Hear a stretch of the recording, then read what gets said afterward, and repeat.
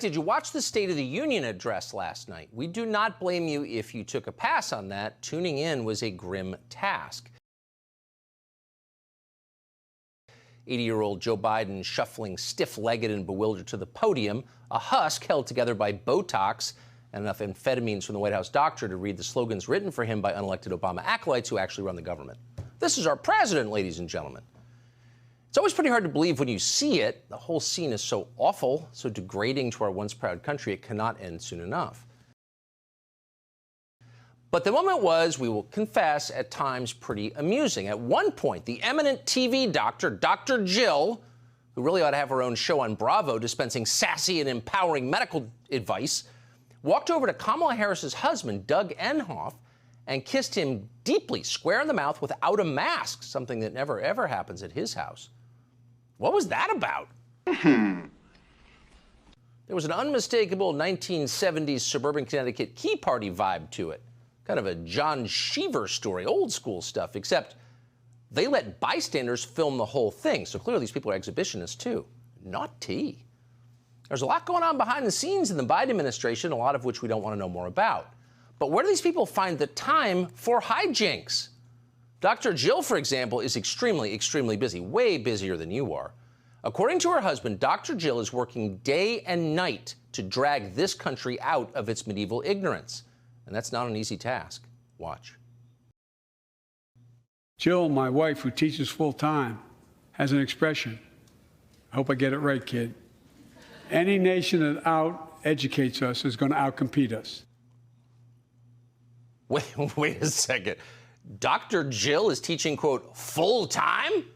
How many hours a week is full-time? And where is this happening? What school or university or madrasa is she teaching at? What is she teaching?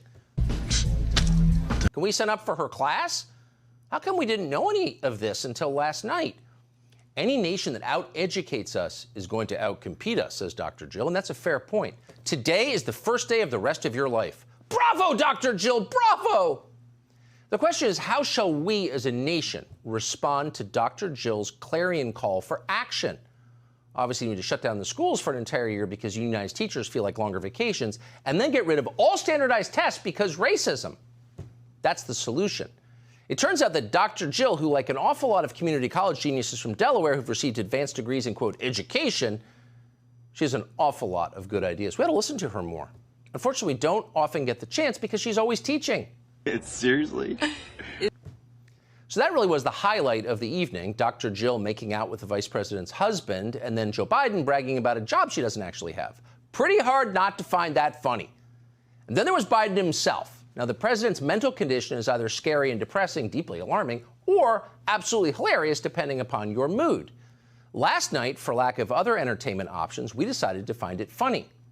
So take in this steaming pile of word puree and see if you can make sense of it. As we made clear last week, if China threatens our sovereignty, we will act to protect our country, and we did. But in the past 2 years, democracies have become stronger, not weaker. Autocracy has grown weaker, not stronger. Name me a world leader who changed places with Xi Jinping. Name me one. Name me one. Oh, please. Oh, please. We shot down their balloon. So name me a world leader who can decipher what Joe Biden just said. Name me one. See, you can't. Friends, democracy is winning tonight. Now, we have no idea what any of that means any more than Xi Jinping does, but the trained seals in the crowd loved it. They clapped consistent with their species. Actually, sorry, that is unfair to seals. There's not a seal in the ocean, or even at SeaWorld, who would wear an I love abortion pin. That is too low even for marine mammals. They may eat live fish, but they're not ghouls. Congressional Democrats, by contrast, are ghouls. Take a look at this pin, which has replaced the American flag on their lapels. Notice that the O in abortion is in the shape of a heart. They literally love abortion. Wow. Now, let's set aside the politics and ask an honest question. Who loves abortion? Honestly, who loves abortion? Maybe you think abortion should be legal, but do you love abortion? Do you think abortion is a wonderful, affirming act you feel so proud of? You brag about it with jewelry? If you feel that way, you should know that you are not defending a medical procedure. You wouldn't say that about an appendectomy. No. you are promoting an ancient religious rite called human sacrifice. That's what this is, promoting human sacrifice. Let's stop lying about it. It's very obvious now. And speaking of death cults, Joe Biden made his case last night for the sexual mutilation of children.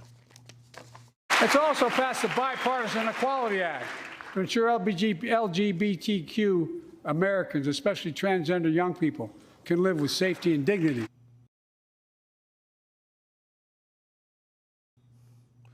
First, you want to say, whoa, whoa, pause, Mr. President. Define every letter in the acronym and what they all mean. Of course, he couldn't. But he is pointing to an occurring reality in our country. There are hospitals in the United States, hard as it is to believe, that are right now performing mastectomies on little girls in the name of gender ideology. They're castrating children and then giving them drugs that produce sterility and osteoporosis. And they're bragging about it.